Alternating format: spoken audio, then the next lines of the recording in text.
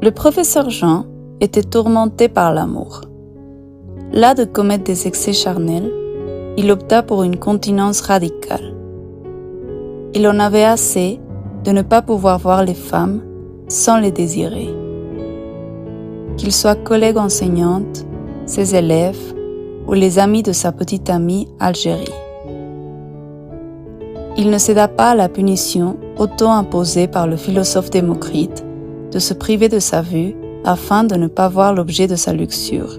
Il était certain d'atteindre le contrôle de soi, de se concentrer sur le seul amour qui le tenait éveillé la nuit. Il ne promit pas d'atteindre la chasteté sublime d'Hippocrate ou de Saint Antoine, possédé par le don du célibat. Il se limita seulement à s'engager fidèlement avec Algérie, la femme dont il était amoureux.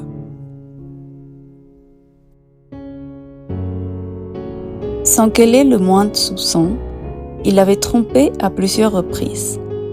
Mais la grande peur de la perdre, si la jeune fille l'apprenait, l'avait tellement fait peur qu'à son grand regret, il avait choisi la voie de la rectitude morale.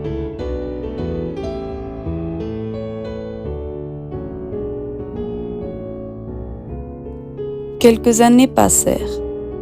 Jean lui fit la demande en mariage et ils eurent une belle relation, non sans haut et bas, ni sans malentendu, comme cela arrive souvent dans les relations amoureuses.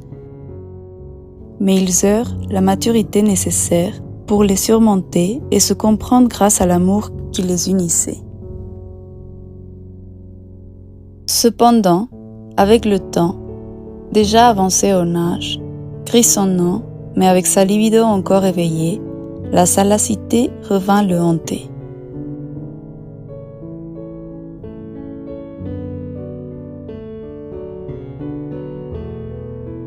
Le tourment, cette fois plus passionné qu'aimant, le submergeait de fureur et de ténacité malsaine.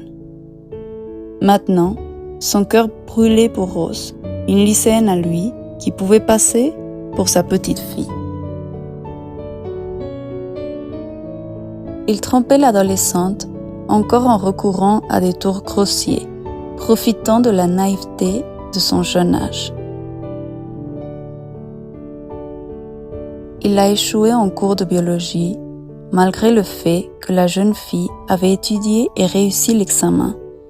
Tout cela pour lui proposer de rester seule avec elle après le cours, dans le prétendu but de lui offrir des cours de régularisation gratuits, visant à réussir l'examen extraordinaire de la matière échouée.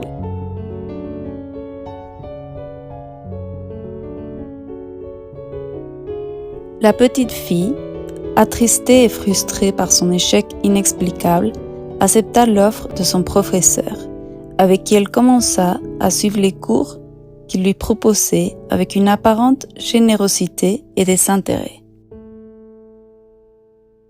Rapidement, il gagna la confiance de la jeune fille qui, après quelques leçons, tomba amoureuse du vieil homme rusé et libidineux.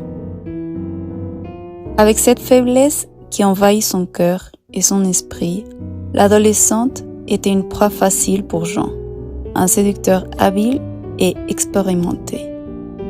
Devenu à lui, le professeur profiteur et sans honte répétait la dose perverse de sexe abusif, imprégné d'un faux amour que la jeune fille ne pouvait discerner. Tant va la cruche à l'eau que Rose est tombée enceinte. Dès qu'elle a apprit l'incident, Jean, qui jouissait d'une grande ancienneté et d'influence au lycée, la diffama devant les autorités scolaires et nia catégoriquement la paternité de l'enfant. Malgré les plaintes furieuses des parents de la jeune fille, le principal de l'école expulsa la malchanceuse.